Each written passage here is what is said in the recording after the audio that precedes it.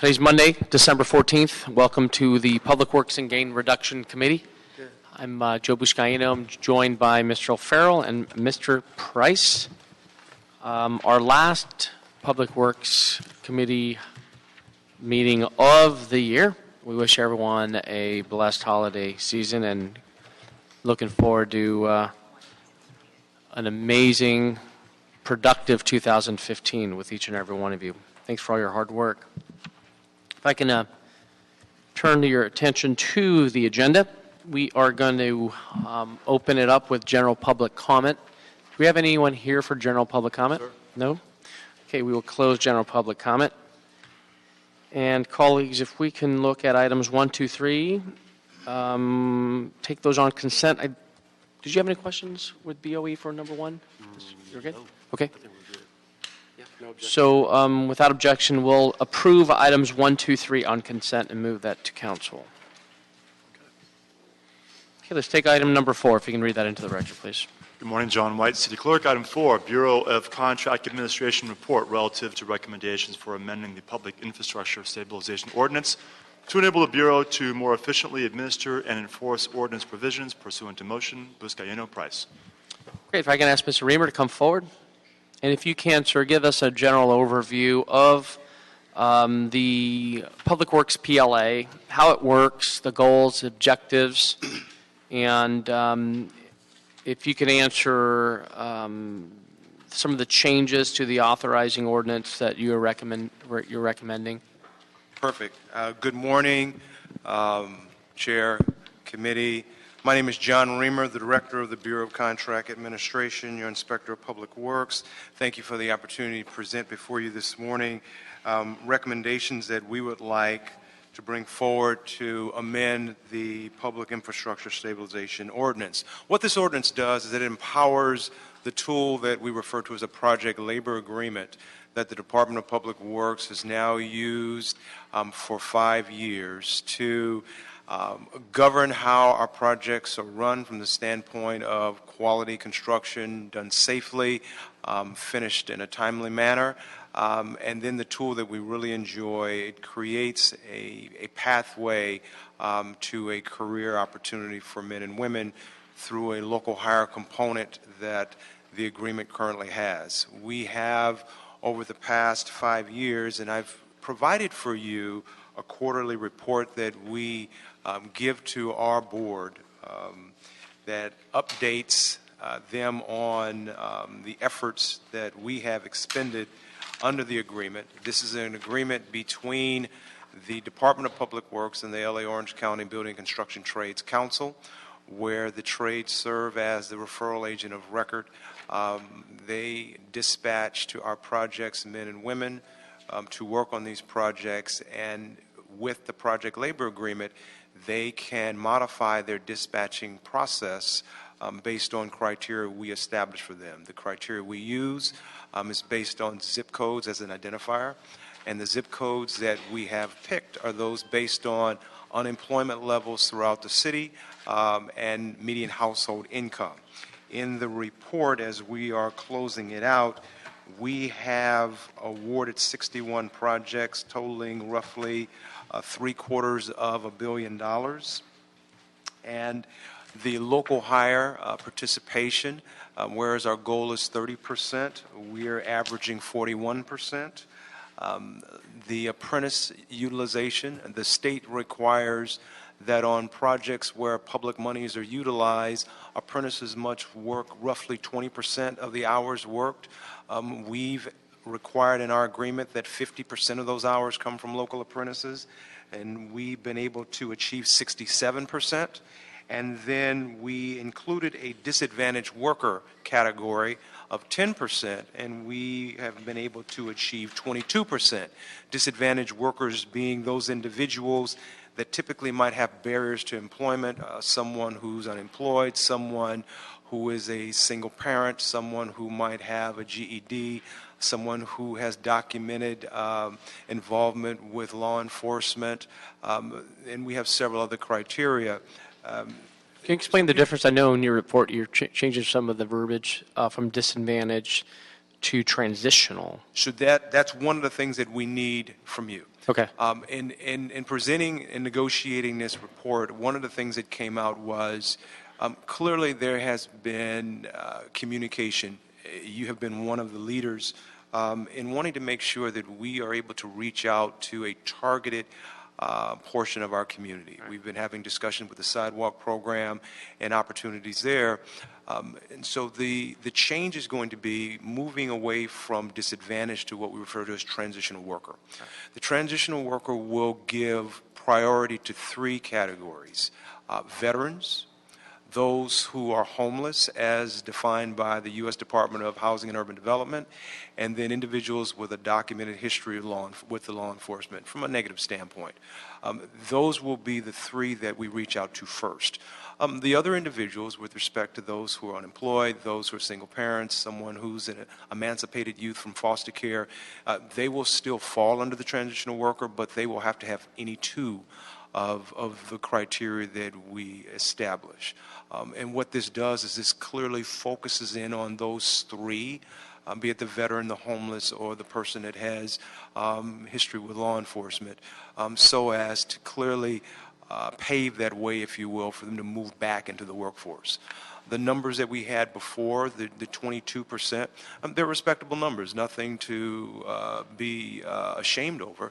But we really want to focus in on those three areas. It clearly has been conversation topics throughout the city with respect to what we can do to increase opportunities and change environmental conditions. And this tool right here has been effective, and we believe that it will continue to be effective. So what we're asking in the areas that have identified, many of them are just formal changes to clean up some of our language, but primarily it's transitioning from, not to overuse the word, disadvantage to transitional worker. That's the key point. We have in the agreement, as a matter of fact, we went before our Board of Public Works before we came here. We've negotiated our project labor agreement for the next 5 years. Our board approved it today. We've identified 116 projects, roughly $1.74 billion worth of work. That does not include the sidewalk program, but the sidewalk program will be part of it. These are going to be done over the next 5 years, or These are 3 years, or projects 10 years, or what? that we're anticipating over the next 5 years that will work. And what the board has is the latitude to bring any additional projects that might come up that aren't currently identified. So we're not limited to those 116. As a matter of fact, under the previous 5-year agreement, the board put 10 additional projects on at roughly $200 million. So they have the latitude to add additional projects. And again, the sidewalk program would be one that would clearly fit under this. Good. Colleagues? Yeah, just a question. First of all, thanks for the report, and thanks for your the unique role you play in really holding folks accountable. And I know sometimes we need to give you more tools so that you can do more. But in terms of these higher, these are goals, obviously. Yes. What are they set at? The local hire, the local apprentice, and the disadvantage? The local is 30%. And the apprentices, the local apprentices, would be 50% of all apprentices at work. And then the new term transitional worker will be 10%. And these are percentages of hours worked on the project. So for all of the hours that are worked, 30% of them need to be worked by a local individual. And in our project labor agreement, again, we have it broken into 2 tiers. Tier 1 would be those areas where the unemployment is 200% of the LA County unemployment numbers, and Tier 2 would be those areas in the city where the unemployment is greater than 100% of the unemployment in LA County. Again, we're trying to focus in on those areas throughout the city, and in our project labor agreement, we unfortunately have zip codes that cover the whole city. And it's not that we don't want to cover the whole city, but it just speaks to, we have pockets of unemployment here that we really want to target and provide opportunities for those young men. Well, that's exactly my concern. Obviously, one pocket is I don't want to say the whole ninth, but parts of the ninth, certainly.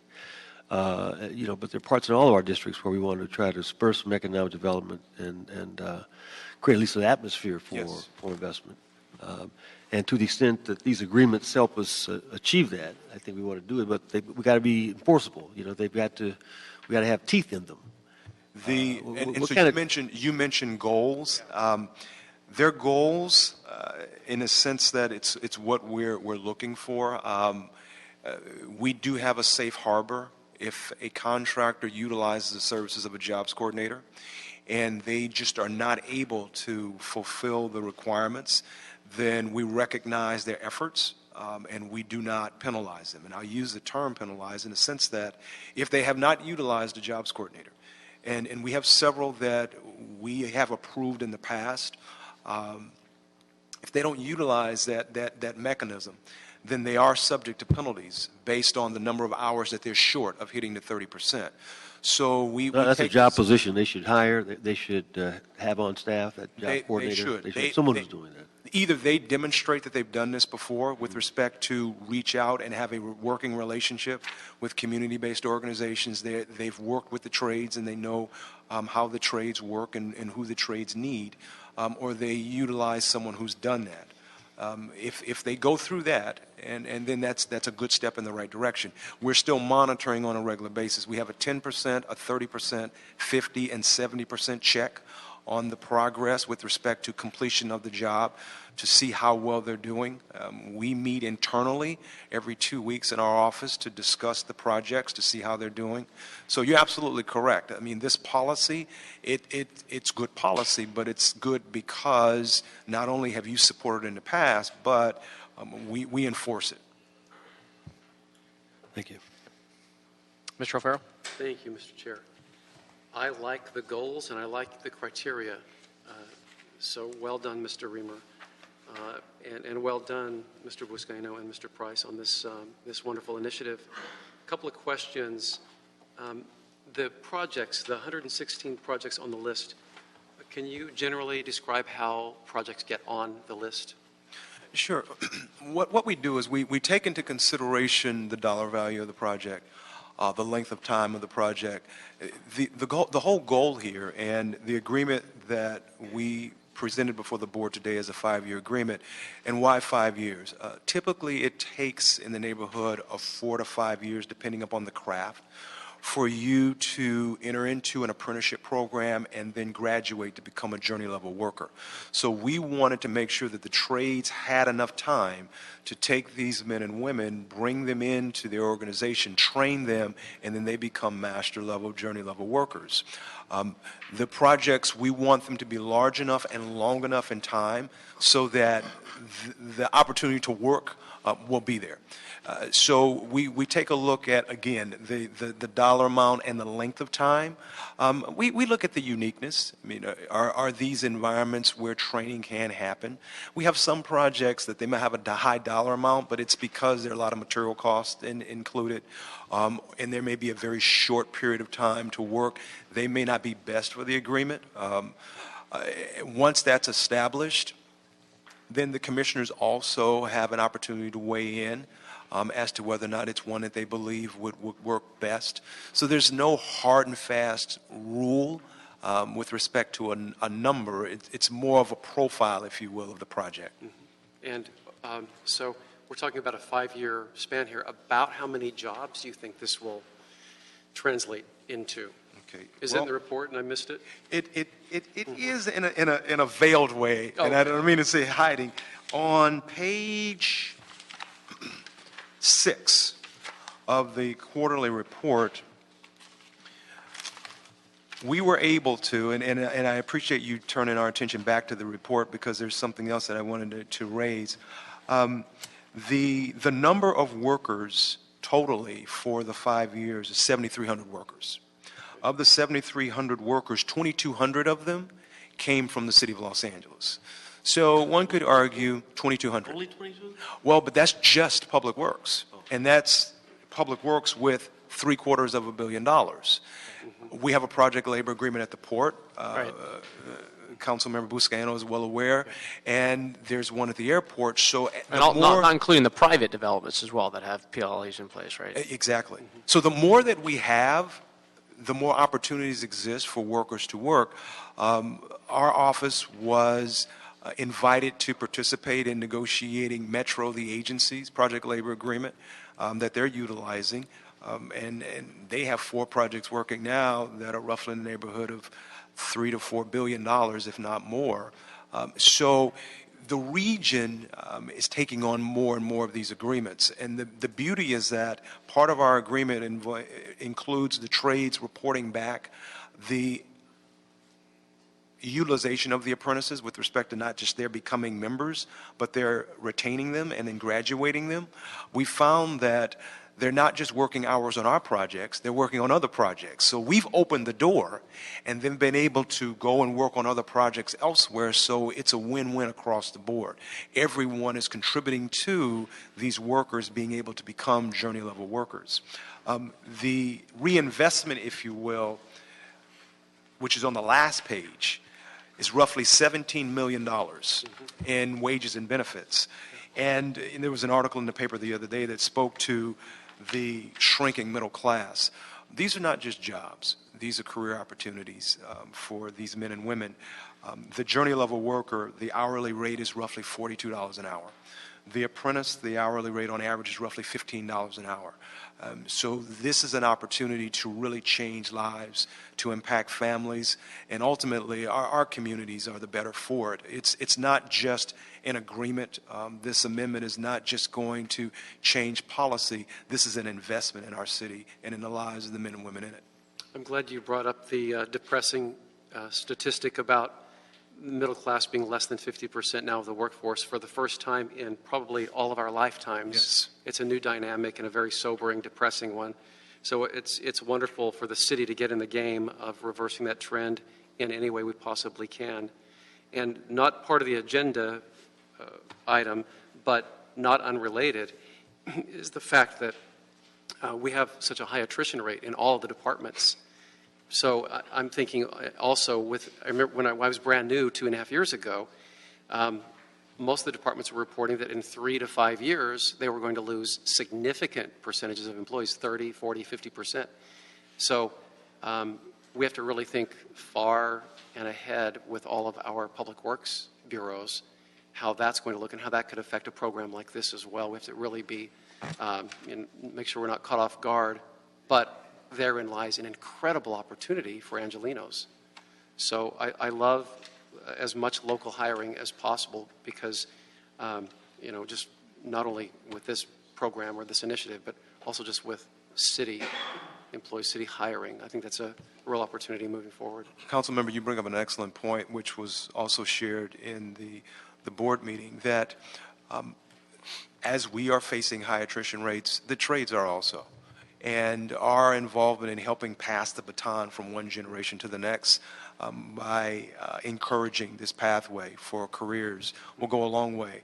Not just opening the doors for men and women to work as apprentices, but quite possibly to transition into city employment for several of the departments that we have that utilize these types of individuals. Terrific.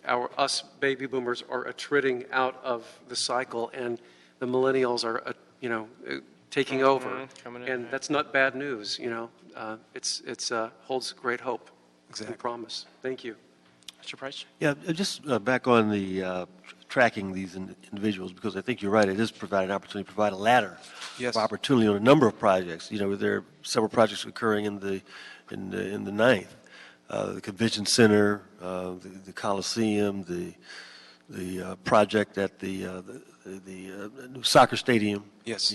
Major projects, and so for an opportunity for someone to be able to work on those projects, for example, is there a way we can track kind of where they go, or how do you track the individuals that are reported? Boy, you are reading my mind, and How can we use those? Come on, read it. Read the mind. If I could have a wish list, we are able, as the city's labor compliance office, we are state certified, entrusted with the responsibility of enforcing prevailing wage for all construction in the city of LA, be it in the Department of Public Works or at the airport, the port, DWP. With that role and responsibility, we receive certified payrolls from all contractors. That payroll has the information that we need. We not only get the name of the individual and where they reside, but also their classification and the amount that they're making, if they're an apprentice, the level that they are in their apprenticeship. So we're able to get, if you will, the profile of all of the workers. What we do not have, and we would love to be able to do this, is an interface with the other agencies. You mentioned USC. It would be great to be able to tie in with USC so that we have an apprentice. If they're working on one of our projects, the convention center, which is going to happen, and it will be under a project labor agreement, and they've moved away from that project, and let's say they go over to USC Village and work, it would be great to know that they're there working and not they left our project and fell through a crack. Because now we're all tracking this employee to get them through the apprenticeship program to become a journey level worker. Once they do that, they can go anywhere and work. So that's the goal, to not just get them in, but to retain them and then to graduate them. But right now, we're not tracking that. We are internally, we are for the city, but when they leave the city, when they go to, let's say, USC, or they go to the soccer stadium that will take place where the old sports arena is, we don't have access to that because they're not city contracts. So it's establishing a partnership with those who are monitoring that. Right. We're utilizing an online certified payroll process where we receive this electronically. So, I mean, in this technological age, is it something that can happen? It most certainly can. We just have to figure out how to make it happen. Mr. Reamer, where does the LA Orange County Trades Council stand on this proposal?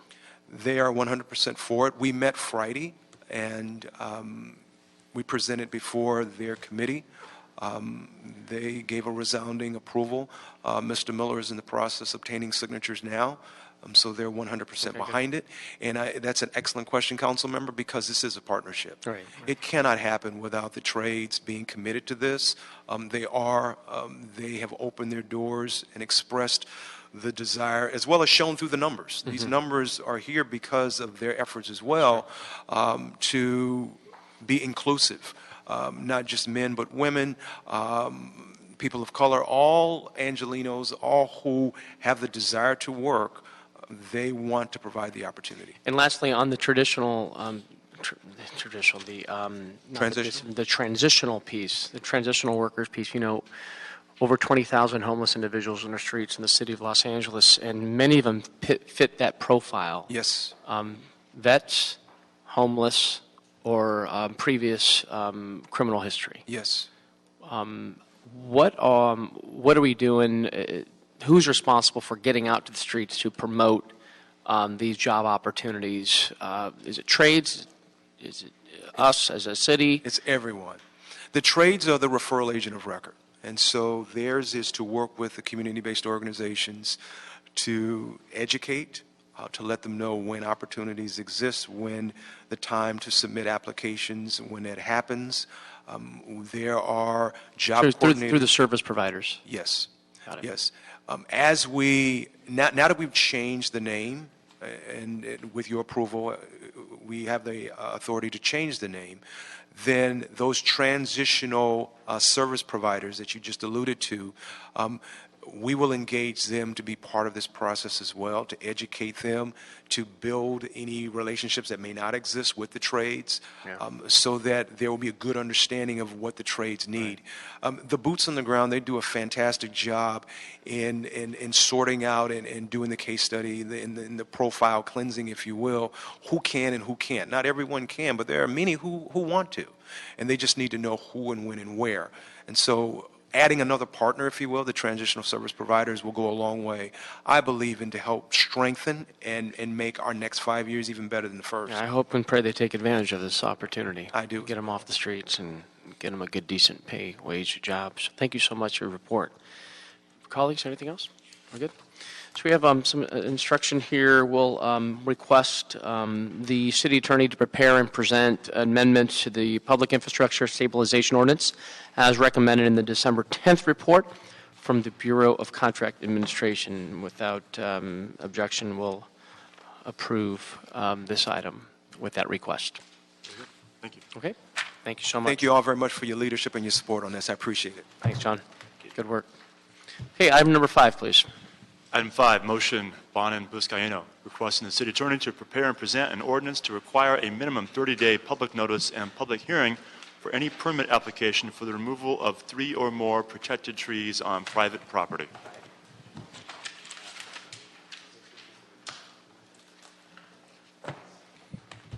In June, thanks for joining us. In June, the board adopted a new policy on street trees that included a notification process for street tree removals.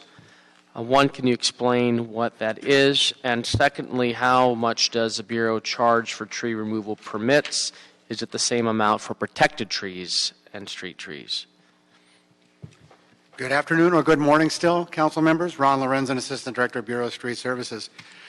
As Councilman Buscaino has indicated, on June 15th, actually, it was June 17th, the Board of Public Works finally, after many years of having practices regarding street tree removal, codified the following policy. On street tree removals of 2 or less trees, there is no public hearing nor notification, but it's an administrative issue and it's dealt with administratively. That came from a very long practice. That was a long-standing practice for, as far as I know, over 30 years in this city, and it remained the same. As the councilman has indicated at that time also, they codified, but it actually was the practice before this hearing. This is what the practice was, that all 3 or more tree removal projects required that the project be notified in the following manner. Placement on the Bureaus of Street Services street tree removal notification system, informing the Community Forest Advisory Committee, and emailing the respective council district offices of the impending or proposed removals. In addition, the Bureau physically posts, with a posting notice, each tree proposed for the removal for a minimum of 30 days. That was a long-standing practice and was codified. A public hearing must also occur after that 30-day notice. Currently, I'll address the permit fee. The permit fee for street trees is $386 per unit of 10. That's the permit fee for tree removal, street tree removals. Now, protected tree removals, the law came from the original, what was then called the Oak Tree Ordinance, which was adopted in 1982. At that time, the Oak Tree Ordinance did not have anything specific in the ordinance that required any type of notification, as well as street trees, which there's no codification of that requirement. It's just a policy now at the Board of Public Works. In spite of that, the Bureau of Street Services has always had public hearings for any number of protected tree removals. That's 1 or more. Any protected tree removal in this city has required a public hearing at the Board of Public Works since 1982. The notification at that time did not include any public notice. In 2006, the code was amended to include the new species list, which is the California sycamore, the California black walnut, and the California bay, as well as the existing oak trees, all species of oak trees. For about the last 15 years, the Bureau has provided notification for protected tree removals in the same manner as street trees. Still within the 30-day notification process, minimum? No. No. Let me finish. Okay. Since the trees are on private property, posting physically cannot occur. Right, because They're you can't private go on to property. private property. Well, not right? only that, you can't see them. You wouldn't be able to see them. But we have placed those on the street tree removal notification system, which is a web-based notification system. We have notified the council district of every single protected tree removal, and the Community Forest Advisory Committee has also been notified of all protected tree removals. So, in essence, what I'm saying is the only thing that's not currently occurring, When does that process get triggered? as soon as the application is processed and we begin the application process. And that application is filed by a developer, property Private owner? property, yes. It's when we actually start processing it, not actually when the application is received, but once we start processing, in other words, actually doing work involving that case, we then will provide those notifications. The cost of protected tree permits is $1,082 per unit of 5. So for every 5 trees, there's $1,082 fee for those trees. So in a nutshell, the only thing that doesn't happen with the protected trees is any type of what I would call a outwardly reaching notification of the public. So if you have any Are questions. neighborhood councils included in the notification? That is not, they are not included. Why not? I don't have an answer straight up for that. At that time, actually, when this ordinance was in its beginning stages, there were no neighborhood councils. It wasn't, I mean, there weren't, they didn't even exist. And it's also difficult because of the way that neighborhood councils are configured. They're not exactly the same way as council districts are. Yeah. They're misshapen. Like I said, I don't have an answer. We just have never included that. When do you fold in the CEQA process in the removal of trees?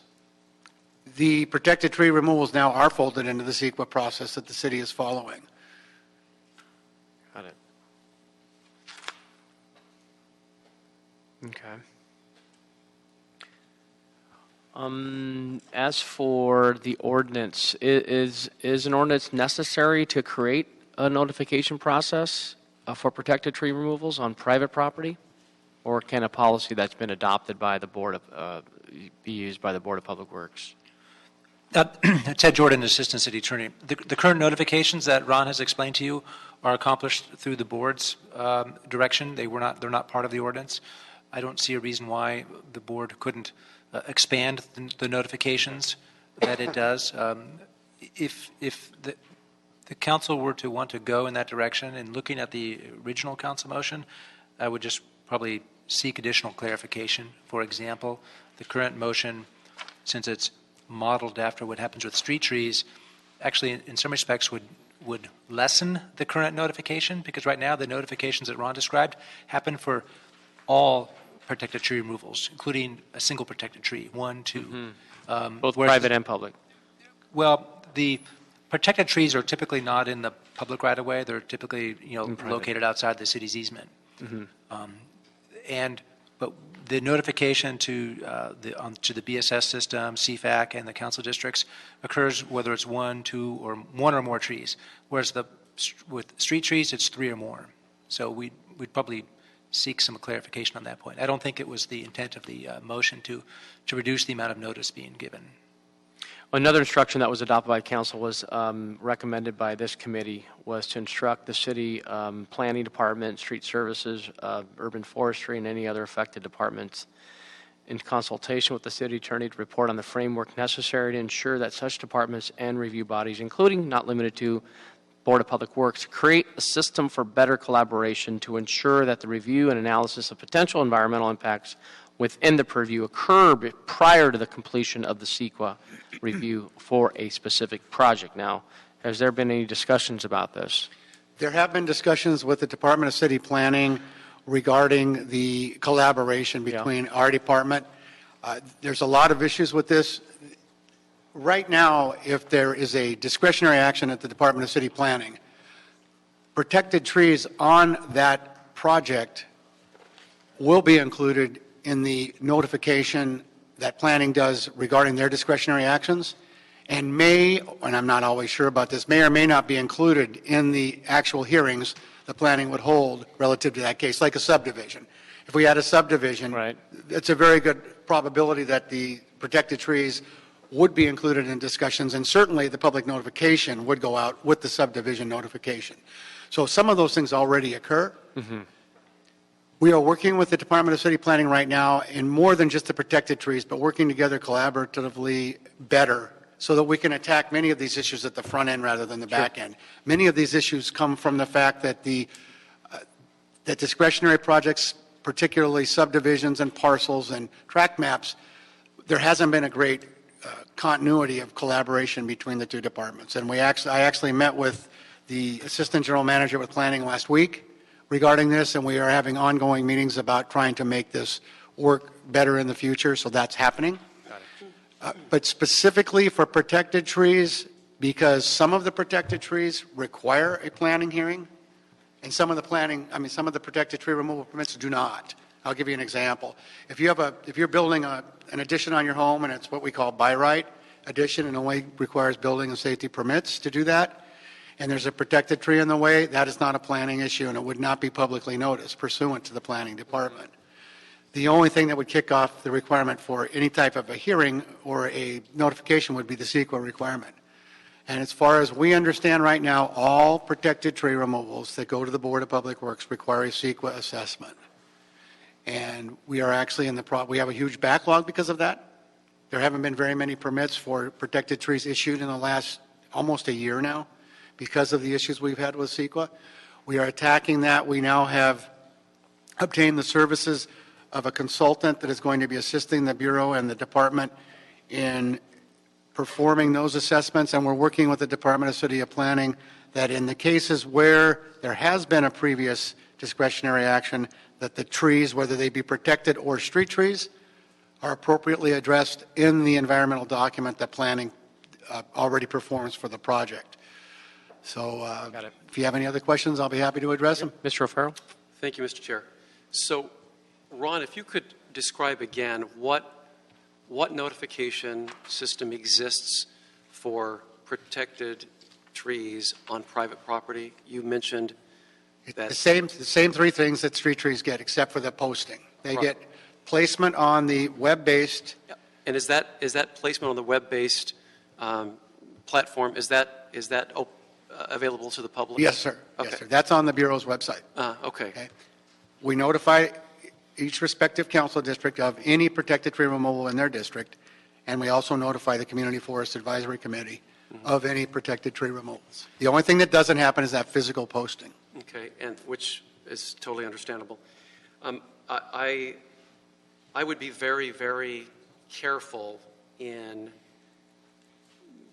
supporting or even discussing any type of change in terms of putting something like that on the public notification system for neighborhood councils. I think that would, I'm not sure that anyone's suggesting that. No. Okay, because I think if it's already available to the public on the department database, I think that is sufficient. So I just wanted the clarification on that. Thank you. And let me ask you this. How long has there been some level of protection in terms of this protected class of trees? And the reason I ask that is about 10 or 12 years ago, there was a proposed small subdivision in the community where I live, and an oak tree with a certain circumference was removed, in the dead of night kind of thing, where no permit was taken, no posting, et cetera. It seems to me that was a violation even then, but perhaps I'm wrong. I remember there was a complaint filed and everything else. Okay, the original ordinance, which was adopted in 1982 and only pertained to the oak genus, which means any species of oak tree was included in that in that provision. Mm-hmm. At that time, the law stated oak trees 8 inches or greater in diameter on more than an acre were protected. In 2006, on the revision of the original ordinance, they included the other species, as well as reduced the minimum diameter from 8 to 4 inches, and eliminated the land size requirement at all. Okay, and that still stands. That is the current law does not require any size parcel is included. Trees 4 inches or greater in diameter are included, and those 1 genus and 3 species are included. And they can still be removed, but it has to go through a review process That is, in order to get. it requires a permit. Right. Yes, sir. Okay. Thank you. Mr. Price, you're good? Good. Okay, we're going to continue this item until I'd like to hear report back on this matter from the Board of Public Works. And we can continue this, what are we looking at, Dennis? 30 days? 30 days? We'll hear it toward the end of January. Okay, thank you so much, Ron. Councilmembers. We do have one speaker card. Sorry, I should have asked the speaker to come forward. Is Aaron Jimenez. Thank you for joining us, Aaron. Please come forward. Give him 2 minutes, please, John. Sure. Good afternoon. My name is Aaron Jimenez. I am here representing the Central City Association. We understand the intent of this motion is to give public notice and require a public hearing for the removal of 3 or more street trees, but this motion would add another 30 days to the development process for projects that are already subject to multiple public hearings. We recommend that the ordinance exempt projects that are subject to a specific plan or CEQA review by adding this language. It shall not apply to a building or structure that is subject of a pending zoning application for a specific plan, filed prior to the effective date of this ordinance and shall not apply to a building or structure that will be demolished as part of a project that was subject to the CEQA review and for which the corresponding discretionary project approval was issued prior to the submittal of the application for demolition pre-inspection. Thank you. Thanks, Aaron. Okay, with that, we'll continue this item, and that'll be the order. And that's the last item on the committee. It is. Thank you very much. With that, this meeting is now adjourned. Have a great holiday and Happy New Year. Thank you.